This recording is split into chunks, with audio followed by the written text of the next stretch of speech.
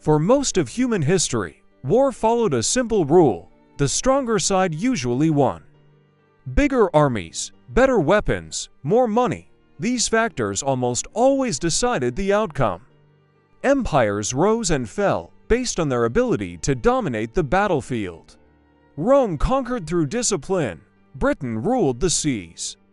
The United States emerged as a superpower through industrial and military supremacy. Power meant victory, or at least, it used to. Today, something has fundamentally changed. The strongest nations on Earth keep losing wars they were never supposed to lose. The United States left Vietnam, Iraq, and Afghanistan without victory. The Soviet Union collapsed after Afghanistan. Russia, despite massive military power, found itself stalled, exposed, and isolated in Ukraine. France struggled in Mali. Even regional powers find themselves trapped in endless conflicts with no clear outcome. The question is no longer who has the biggest army. The real question is far more unsettling. Why do great powers keep losing modern wars? Today on Wikivedia Plus, we will uncover why the strongest nations on Earth can no longer win the wars they start. Let's dive in.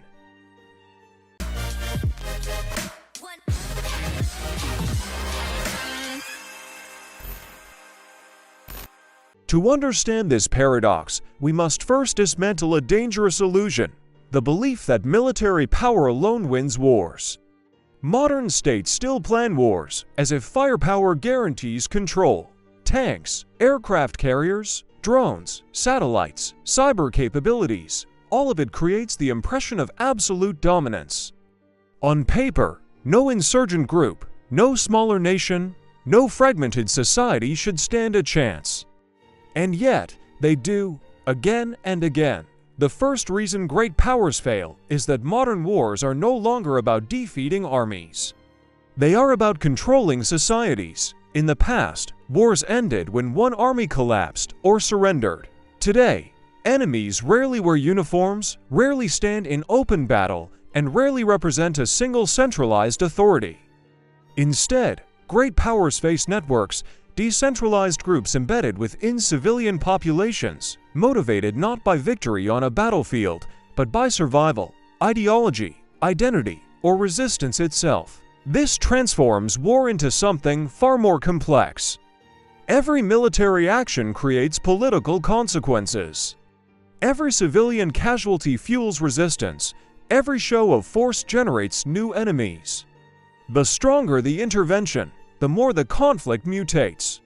Power becomes friction. The second reason lies in asymmetric warfare. Great powers fight wars they cannot afford to lose politically, while their opponents fight wars they cannot afford to lose existentially.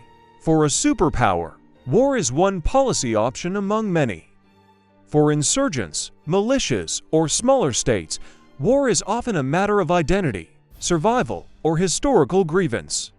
This imbalance of motivation is decisive. A superpower measures success in timelines, budgets, approval ratings, and elections. The weaker side measures success simply by not losing. They do not need to win, they only need to endure. Time becomes their most powerful weapon. Every year the war continues, domestic support erodes in the invading country, costs rise, political pressure mounts. Eventually, withdrawal becomes inevitable, regardless of battlefield statistics. This leads to the third failure: political time versus strategic time. Democracies, in particular, are structurally bad at fighting long wars with unclear objectives. Leaders operate within election cycles, public opinion fluctuates, media exposure amplifies every mistake. Meanwhile, the battlefield demands patience measured in decades. This mismatch guarantees strategic exhaustion. But even authoritarian systems are not immune. Russia's experience demonstrates that modern war exposes weaknesses rather than hides them. Logistics fail, corruption becomes visible. Sanctions weaponize the global economy. Information warfare spreads faster than armies can advance. War no longer happens only on the battlefield. It unfolds in financial markets, social media, diplomacy, and public perception simultaneously. The fourth reason great powers lose is that they fight wars with outdated goals. Modern interventions often begin with vague objectives: stabilize a region, promote democracy, eliminate threats, restore order. These goals are not militarily achievable. They are political, social, and cultural transformations masquerading as military missions. No army, no matter how advanced, can engineer legitimacy. This creates an endless cycle. When objectives fail, they are expanded. When expansion fails, strategies shift. When strategies fail, narratives change. But the core problem remains untouched. War cannot substitute for political solutions. Great powers mistake control for stability and presence for influence. Another critical factor is geography. Modern conflicts often occur in environments that neutralize technological superiority. Mountains, deserts, dense cities, and fragmented borders favor defenders. Advanced weapons lose effectiveness when the enemy disappears into terrain, populations, or neighboring states. Technology extends reach, but does not guarantee control. Then there is the economic dimension. War used to strengthen great powers by mobilizing industry and national unity. Today, prolonged wars drain economies, disrupt supply chains, and destabilize global markets. Sanctions, counter-sanctions, and economic warfare create ripple effects that harm allies as much as enemies. The cost of war now extends far beyond the battlefield. Yet perhaps the most underestimated reason for failure is legitimacy. Modern war is fought under global scrutiny. International law, media coverage, and moral narratives shape outcomes as much as military engagements. When legitimacy collapses, victory becomes meaningless. Even tactical success can translate into strategic defeat. This brings us to a deeply uncomfortable conclusion. Modern war is structurally unwinnable for great powers. Not because they are weak, but because the system has changed. Power generates resistance, intervention breeds instability. Dominance creates backlash. The very tools that once guaranteed victory now accelerate failure.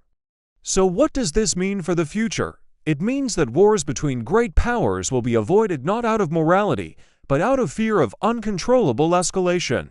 It means proxy wars will continue, fought through intermediaries, economies, and narratives.